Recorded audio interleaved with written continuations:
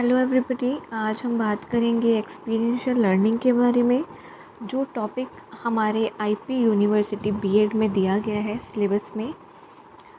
EL के नाम से हम इसको जानते हैं। इसमें एक टॉपिक है एक्सपीरियंस बेस्ड लर्निंग, उसके एलिमेंट्स एंड कंसेप्ट्स। तो सबसे पहले हम जानते हैं कि एक्सपीरियंशियल लर्निंग होता क्या है, व्हाट इज़ एक्सपीरियंशियल लर्निंग। तो सबसे पहले हम बात करते हैं, जैसा कि आपको प्रेजेंटेशन में शो हो रहा होगा, मैं वन बाय वन रीड करके एंड देन एक्सप्लेन करती हूँ। Experiential learning is attained by the learner on the basis of his और her experience. In the narrow sense it is acquired by doing, by laying hands on experience. यहाँ पे बात की गई है हमारे हैंड्स ऑन एक्सपीरियंस से, learning by doing से। हमने जो एक्सपीरियंस गेन किया है उससे हम, जैसे चाहे वो ओल्ड एक्सपीरियंस हो या चाहे वो न्यू एक्सपीरियंस हो, हमने कुछ ना कुछ चीज़ें उससे सीखी होती हैं। जब हम कोई एक्सपीरियंस को सीखते हैं, हम समझते हैं, तो वो हमें याद रहता है। फॉर एग्ज़ाम्पल, यहाँ पे मैं एग्ज़ाम्पल देती हूँ। जब हम छोटे थे, बच्चे थे जब हम, तो हमारे पेरेंट्स हमें उठना बैठना चलना सिखाते थे, लेकिन वो हमें बोल के नहीं सिखाते थे, बोल के वो हमें समझाते थे। लेकिन हमें जो हम चलना उठना बैठना सीखते थे, वो हम कैसे सीखते थे? By exercise. हम उस चीज़ को करके सीखते थे। तो यहाँ पे लर्निंग की बात की गई है कि समझाना। लर्निंग जैसे पेरेंट्स ने हमें समझाया कि ऐसे उठो, तो वो लर्निंग हुई। डूइंग हुई बाय डूइंग। डूइंग से यहाँ पे मीनिंग है करने से, तो हमने उस चीज़ को करके देखा एक्सरसाइज के थ्रू, तो ये चीज़ क्या हुई? Learning by doing. फिर इसमें बताया गया है the concept of experiential learning was first explored by John Dewey and Jean पियाजे। यहाँ पे जो एक्सपीरियंशियल लर्निंग का कंसेप्ट दिया है वो जॉन डेवे और जीन पियाजे ने दिया है। लेकिन इसको पॉपुलर किसने बनाया? इसको पॉपुलर डेविड कोल्ब ने बनाया है, who developed the experiential learning theory. यहाँ पे एक्सपीरियंशियल लर्निंग कहाँ पे टेक्स प्लेस हुआ है? दो चीज़ों में, एक तो एक्टिव इन्वॉल्वमेंट एंड एक hands on experience. Hands on experience से मतलब है कि जो हमने खुद करके सीखा है। ऐसा नहीं कि हाँ किसी के द्वारा बताया गया एक्सपीरियंस हो। जैसे हर कोई अपने लाइफ का एक्सपीरियंस बताता है कि मेरे लाइफ में अभी ये वाला एक्सपीरियंस हुआ, कल मैंने ये देखा था। तो जो ऐसे करके बताते हैं वो उनका एक्सपीरियंस है। हैंड्स ऑन एक्सपीरियंस से मतलब है जो हमने खुद से सीखा है, सेल्फ एक्सपीरियंस से। और एक्टिव इन्वॉल्वमेंट से मतलब है कि आपने कितना उसमें एक्टिवली इन्वॉल्व हुए, कितना आपने उसमें इन्वॉल्वमेंट दिखाई। यहाँ पे एग्ज़ाम्पल दूँ तो जैसे टीचर एक कोई चीज़ को समझा रही है और लर्नर उस चीज़ पर ध्यान नहीं दे रहा है और वो समझ नहीं रहा है, तो वो इतने आसानी से उस चीज़ को ग्रैस्प नहीं कर पाएगा, ना उसका वो एक्सपीरियंस ले पाएगा। और जब वो समझेगा ही नहीं तो उसका वो एक्सपीरियंस काउंट ही नहीं होगा। क्यों? क्योंकि उसका इंटरेस्ट नहीं था। तो कोई भी चीज़ में पार्टिसिपेट करना, उसमें इन्वॉल्वमेंट होना बहुत ज़्यादा ज़रूरी है। अब यहाँ पे बात आती है एक कोट की। जो किसने दिया ये कोट? ये कन्फ्यूशियस ने एक कोट दिया है, I hear and I forget, I see and I remember, I do and I understand. इसका क्या मीनिंग है? यहाँ पे एक्सपीरियंशियल लर्निंग में इसका मतलब ये है कि मैंने सुना, मैं उसको भूल गया। मैंने देखा, वो मुझे याद रहा, लेकिन मैंने उसको करके देखा तो मुझे वो समझ में आया। फॉर एग्ज़ाम्पल, किसी ने मुझे कोई बात बताई, ठीक है, किसी ने मुझे किसी की मतलब एक्सपीरियंस की बात बताई, तो मैंने सुनी और मैं एक दो दिन बाद वो भूल गई। और कोई चीज़ मैंने देखी अपने सामने होते हुए, वो मुझे कुछ टाइम तक याद रही, पर वो भी हम भूल जाएंगे। लेकिन कोई एक्सपीरियंस हमने देखा है, सुना है, समझा है, उसको करके देखा है, तब हमें वो ज़्यादा समझ में आता है। तो यहाँ पे इसका मीनिंग ये है कि जो हम एक्सपीरियंस ले रहे हैं वो हमें अपने लाइफ में इम्प्लीमेंट करना बहुत ज़्यादा ज़रूरी है, तभी वो हमें समझ में आएगा। अदरवाइज़ हम उसको देखेंगे, समझेंगे, इन सब चीज़ों से फ़ायदा नहीं है, क्योंकि वो हमें कुछ टाइम तक याद रहेगा। फॉर एग्ज़ाम्पल, जब हम छोटे थे तो हमें सारी हमारी जो एक्सपीरियंस है वो तो याद नहीं है, हमें कुछ कुछ याद है जो कि बहुत ज़्यादा इम्पोर्टेंट थे हमारी लाइफ में और अभी भी हैं, तभी वो हमें याद है। तो ऐसा क्यों है? क्योंकि वो एक्सपीरियंस को हमने समझा है डीपली, थॉरली उस चीज़ को समझा था, इसलिए वो अभी तक इतने बड़े होने के बाद भी हमें याद है। तो यहाँ पे ये जानने की ज़रूरत है कि जो हम एक्सपीरियंस गेन कर रहे हैं, ठीक है, जो एक्सपीरियंस हम ले रहे हैं, तो उस चीज़ को हमें इम्प्लीमेंट करना अपनी लाइफ में बहुत ज़्यादा ज़रूरी है, otherwise we forget. Okay, now elements and conditions of experiential learning. अब हम बात करते हैं इस चीज़ की। यहाँ पे आपको पिक्चर दिख रही होगी। Kolbe has given the four elements and conditions which should be inherent in every good experiential learning. Kolbe ने 4 elements बताए हैं and conditions good experiential learning के। ऐसे ही जो हमारे रोगर हैं उन्होंने भी elements बताए हैं experiential learning के। अब हम बात करते हैं वन बाय वन कोल्ब के 4 एलिमेंट्स के और कंडीशन के जो एक्सपीरियंशियल लर्निंग में उन्होंने बताए हैं। ये आपको पिक्चर दिख रही होगी। यहाँ पे कोल्ब एक्सपीरियंशियल लर्निंग की थ्योरी है। इसमें 4 चीज़ें बताई गई हैं, ठीक है। Concrete experience, reflective observation, abstract conceptualisation, active experimentation. अब वन बाय वन हम इसको पढ़ते हैं। लर्नर इन्वॉल्वमेंट, आपको यहाँ पे पिक्चर दिखाई दे रही होगी साइड में। एक बार मैं रीड आउट कर देती हूँ, देन मैं इसको एक्सप्लेन करूँगी। A precondition for learning to be effective is that the learner must be willing to be actively involved in the experience, otherwise full learning will not take place. If a geometric figure is to be drawn or the cookies are to be baked, simple theoretical explanations or simple demonstrations will not result in effective learning unless the learner learn these activities by self experiences. यहाँ पे आपको picture दिख रही होगी एक। यहाँ पर क्या बताया गया है? सबसे पहला आता है लर्नर इन्वॉल्वमेंट। यहाँ पर ये बताया गया है कि फॉर एग्ज़ाम्पल कोई टीचर कोई बात आपको समझा रही है, मान लीजिए सेल्स के बारे में समझा रही है या टिश्यू के बारे में, साइंस के टॉपिक के बारे में समझा रही है। अगर आप उस चीज़ को नहीं सुनोगे, नहीं समझोगे, अगर वो जो दिखा रही हैं उसको नहीं देखोगे, जो पढ़ा रही हैं नहीं सुनोगे, तो क्या वो एक्सपीरियंस आप उस चैप्टर का गेन कर पाओगे? नहीं कर पाओगे। तो यहाँ पे बताई गई है कि अगर टीचर समझा रही है तो लर्नर का ये ड्यूटी है कि वो उस चीज़ में इन्वॉल्व रहे, अदरवाइज़ वो नहीं सीख पाएगा। तो यहाँ पे इस चीज़ के बारे में समझाया गया है। अगर मान लीजिए कोई साइंस का एक्सपेरिमेंट हो रहा है, उस तो यहाँ पे लर्नर इन्वॉल्वमेंट में यही बात की गई है कि जब हम कोई एक्सपीरियंस को गेन कर रहे होते हैं, जब हम कोई एक्सपीरियंस को सीख रहे होते हैं, उसके लिए हमारा पार्टिसिपेशन उस एक्सपीरियंस में होना चाहिए। तो यहाँ पर एग्ज़ाम्पल दिया गया है, जैसे मैंने एग्ज़ाम्पल दिए है साइंस के एक्सपेरिमेंट में। जब कोई केमिकल रिएक्शन को टीचर सिखा रही होती है तो बच्चा उसको देख रहा होता है, लेकिन अगर बच्चा उसको देखेगा नहीं, समझेगा नहीं, तो क्या वो वही एक्सपेरिमेंट को सेल्फ एक्सपेरिमेंट के थ्रू कर पाएगा? नहीं कर पाएगा, क्योंकि उसमें उसने इन्वॉल्वमेंट ली ही नहीं। तो बहुत ज़रूरी है कि जब टीचर कोई चीज़ समझाए तो लर्नर उस चीज़ को बहुत ध्यान से उस चीज़ को समझे, तभी उसका पार्टिसिपेशन उस चीज़ में माना जाएगा, तभी वो सीख पाएगा और आगे चल के उस एक्सपीरियंस को अपनी लाइफ में इम्प्लीमेंट कर पाएगा। Now second one is reflection on experience. It means to give evidence of something that has been learned. It amounts to demonstrate what has been done earlier or just recollecting something with full confidence. यहाँ पे मैं बताती हूँ यहाँ पे क्या बताया गया है कि यहाँ पे आपको रिफ्लेक्शन देना होता है कि जो आप सीख चुके हो, जो आप सीख रहे हो उसका नहीं, जो आप सीख चुके हो। फॉर एग्ज़ाम्पल जैसे कि ये वीडियो बीएड वाले स्टूडेंट्स के लिए बनाई गई है। तो बीएड में क्या होता है कि बच्चों को पीएससी के लिए भेजा जाता है, इंटर्नशिप के लिए भेजा जाता है। तो वहाँ पे स्कूल ऑब्जर्वेशन का काम होता है कि आप स्कूल को ऑब्ज़र्व करके आओ। वहाँ पे क्या कर रहा होता है स्टूडेंट, क्या कर रहा होता है लर्नर, वहाँ पे ऑब्ज़र्व कर रहा होता है स्कूल को। देन वो उस स्कूल को जब ऑब्ज़र्व करता है, उसको वो उसके पॉइंटर वाइज बनाता है कि आज मैंने क्या ऑब्ज़र्व किया, देन आज मैंने क्या ऑब्ज़र्व किया, तो ये क्या हो रहा है, वो अपने एक्सपीरियंस को रिफ़्लेक्ट कर रहा है और इसको दूसरे तरीके से भी रिफ्लेक्ट किया जाता है। पीपीटी बनती है, पावर पॉइंट प्रेजेंटेशन होती है पीएससी की, तो उसमें अपना रिफ्लेक्शन दिया जाता है एक्सपीरियंस के ऊपर।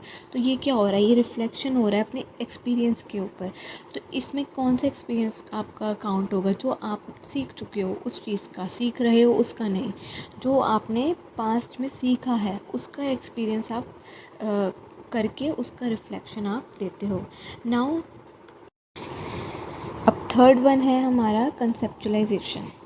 After a learner has gained experience of doing something and can reflect on his or her learning, he or she can explain all the grasped knowledge verbally or in written or in writing.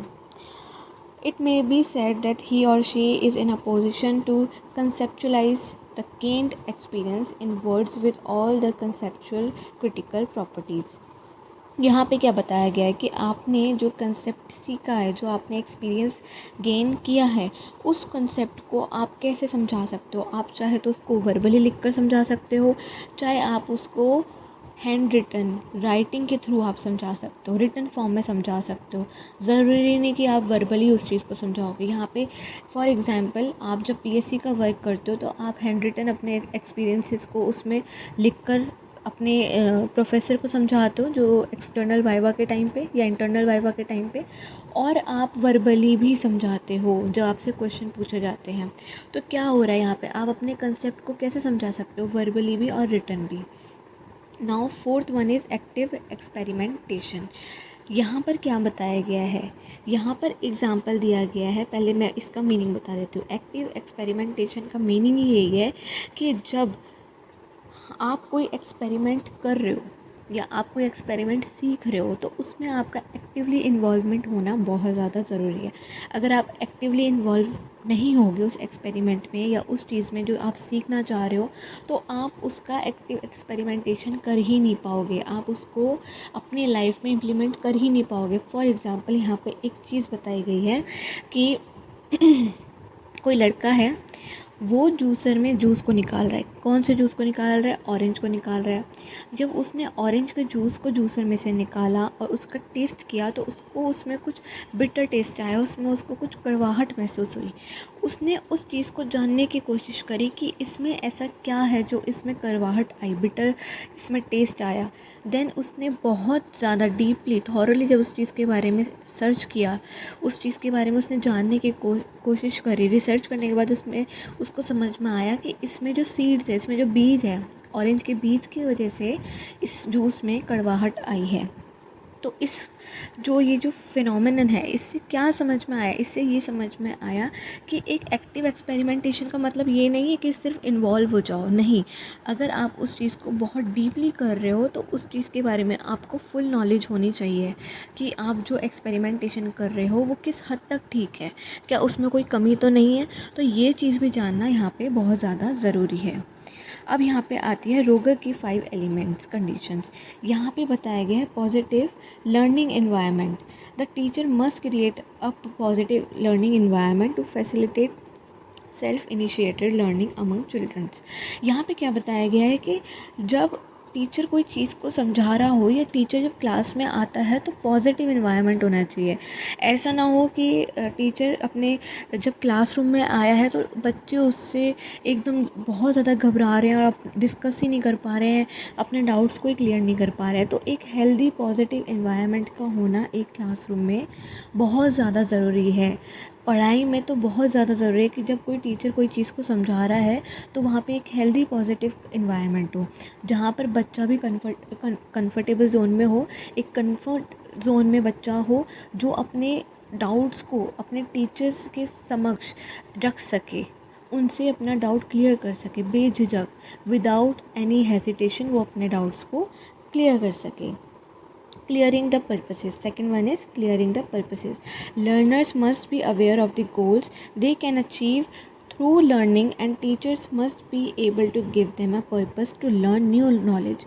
यहाँ पर क्या बताया गया कि जो learner होते हैं उनके हमेशा कोई ना कोई गोल्स होते हैं। जैसे अगर आप 12th के बच्चे से पूछोगे कि आपका क्या गोल है आगे चल के, क्या अचीव करना चाहते हो, तो कोई बोलेगा कि मैं आईएएस बनना चाहता हूँ, कोई बोलेगा मैं सिविल लाइन में जाना चाहता हूँ, कोई बोलेगा मैं एसएससी की प्रिपरेशन करना चाहता हूँ। तो हर किसी के अपने अपने गोल्स जो हैं वो माइंडसेट बोल सकते हो, गोल्स बोल सकते हो, वो सेट हैं।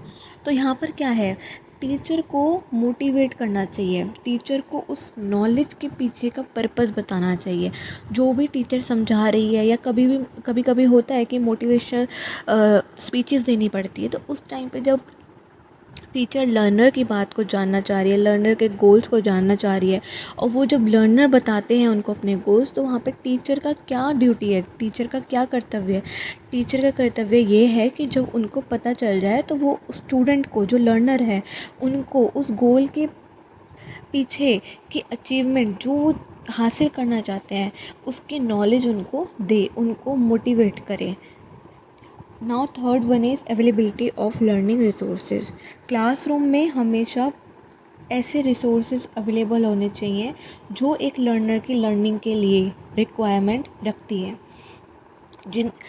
अगर आप कोई टॉपिक समझा रहे हो, फॉर एग्ज़ाम्पल आप सोशल साइंस का कोई टॉपिक समझा रहे हो, तो वहाँ पे चार्ट्स की, मॉडल्स की ज़रूरत होती है। जैसे कोई भी रेन का आप एग्ज़ाम्पल दे सकते हो, और क्लाउड का, क्लाइमेट का, फॉरेस्ट का, कोई भी आप कंसेप्ट वहाँ पे समझा रहे हो, तो वहाँ पर क्या है, आपके पास रिसोर्सेज होने चाहिए, तभी बच्चे सीख पाएंगे, तभी बच्चे मोटिवेट होंगे कि हाँ हम देखकर समझ रहे हैं। सिर्फ वहाँ पे वर्बल ही नहीं समझाना है, सिर्फ वहाँ पे सिर्फ कंसेप्ट को ही नहीं बताना है, वहाँ पे बच्चों का इंटरेस्ट भी पैदा करना है कि बच्चा इंटरेस्ट के साथ उस चीज़ को ग्रैस्प कर सके, लर्न कर सके, समझ सके, तभी बच्चा क्या है, मोटिवेट रहता है। एग्ज़ाम्पल के लिए, अगर क्लाइमेट का कोई चैप्टर है ज्योग्राफी का और वो स्टूडेंट को पढ़ाना है, तो वहाँ पे क्लाइमेट से रिलेटेड हर एक रिसोर्सेज होने चाहिए, तभी बच्चा मोटिवेट होगा और बहुत अच्छे से उस चीज़ को डीपली समझ पाएगा, और लर्नर की इन्वॉल्वमेंट भी रहेगी। Now balance learning. Balance learning से यहाँ पे मीनिंग है इमोशनल एंड इंटेलेक्चुअल कंपोनेंट से, जो एक हेल्दी इन्वायरमेंट को क्रिएट करती है। और यहाँ पे एक क्लासरूम में ये दोनों चीज़ों का होना बहुत ज़्यादा इम्पॉर्टेंट है। अगर टीचर पढ़ा रही है तो उसको इन दोनों चीज़ों के बारे में ध्यान रखना चाहिए। ऐसा ना हो कि बच्चा अपने डाउट ही क्लियर नहीं कर पा रहा है, बच्चा बहुत ज़्यादा इमोशनली वीक हो चुका है कि वो डर रहा है, वो अपनी बातों को ही नहीं रख पा रहा है। तो इसीलिए बैलेंस्ड लर्निंग होनी चाहिए। Sharing thoughts and feelings. Teachers should not dominate the learners and they should be encouraged to share their thoughts and feelings. वही बात यहाँ पे भी आई है। टीचर्स को लर्नर के साथ एक ऐसा इन्वायरमेंट क्रिएट करना चाहिए जो, अगर लर्नर के मन में कोई बात है जो वो किसी से नहीं बता सकता, कोई ऐसा थॉट है या कोई ऐसी बात है जो वो किसी से शेयर नहीं कर सकता बट अपने टीचर से करना चाहता है, तो टीचर भी ऐसा होना चाहिए कि वो उसको समझे। ऐसा ना हो कि लर्नर ने कुछ बात बताई और टीचर उसी पे ही आ गए कि नहीं ऐसा कैसे हो, आप ऐसे कैसे बात कर सकते हो, ऐसे कैसे आप अपनी बातों को बता रहे हो, आप गलत बात बता रहे हो, या ऐसा कुछ नहीं। अगर बच्चा ने कुछ बात बताइए तो आपको उसके पीछे का रीज़न जानना चाहिए कि वो आपको इतनी रिस्पेक्ट देता है तभी आपको कोई बात बता रहा है। तो वहाँ पे क्या है, टीचर को इनकरेज करना चाहिए। टीचर ऐसा होना चाहिए कि बच्चा हर एक बात अपने टीचर से बेझिझक शेयर कर सके। नाउ कंक्लूजन में यहाँ पे बात की गई है कि बच्चा क्या है, लर्नर क्या है। पहले कोई चीज़ को देखता है, देखने के बाद उसके बारे में सोचता है, सोचने के बाद अपने लाइफ में उसको इम्प्लीमेंट करता है। तो ये क्या है, एक एक्सपीरियंस का प्रोसेस है कि आपने कोई चीज़ देखी, उसको समझी, उसको आपने करने की कोशिश करी एंड देन आप सक्सेसफुली उस चीज़ को अपनी लाइफ में इम्प्लीमेंट आपने किया। तो ये क्या होता है, ये सेल्फ एक्सपीरियंस होता है। यहाँ पे एक्सपीरियंशियल लर्निंग में सबसे ज़्यादा बात की गई है आपके सेल्फ एक्सपीरियंस से, कि आप अगर कुछ सीख रहे हो तो वहाँ पे आपको उसके बाद उस चीज़ का सेल्फ एक्सपीरियंस करना है, जो कि बहुत ज़रूरी है। अगर आपने कोई चीज़ समझी, सीखी, लेकिन आपने सेल्फ एक्सपीरियंस नहीं किया, आपने उस चीज़ को खुद से जानने की कोशिश नहीं करी, खुद से समझने की कोशिश नहीं करी, या अपनी लाइफ में इम्प्लीमेंट करने की कोशिश नहीं करी, तो लॉन्ग टर्म में आप उस चीज़ को याद नहीं रख पाओगे। वहीं यहाँ पे वही बात आ रही है कि आप बचपन की हर एक बात नहीं जानते हो, नहीं आपको याद। क्यों नहीं याद? क्योंकि आप हर एक चीज़ में इतना डीपली इन्वॉल्व नहीं हुए होगे उस टाइम पे, तभी तो सारी बातें याद नहीं है। कुछ कुछ बातें याद हैं जहाँ पे आपका इंटरेस्ट था, सोचा होगा आपने उस चीज़ के बारे में, आप एक्टिवली इन्वॉल्व होगे। तो यहाँ पे वही बात की गई है कि आप कोई भी एक्सपीरियंस ले रहे हो तो उसमें आपका एक्टिवली इन्वॉल्वमेंट होना चाहिए, आपका उसमें इंटरेस्ट होना चाहिए। और आप जब कोई न्यू एक्सपीरियंस को ग्रैस्प कर रहे हो तो वहाँ पे आपका पार्टिसिपेशन होना बहुत ज़्यादा ज़रूरी है। अदरवाइज़ आप उस चीज़ को जो आप एक्सपीरियंस ले रहे हो, जिस चीज़ के बारे में आप सीखना चाह रहे हो, जो आप समझ रहे हो, वो आप भूल जाओगे। तो लॉन्ग टर्म के लिए अगर आपको वो चीज़ को मेमोराइज़ रखना है तो आपको उस एक्सपीरियंस को अपनी लाइफ में इम्प्लीमेंट करके देखना होगा। तो यहाँ पर लर्निंग बाय डूइंग से बात की गई है।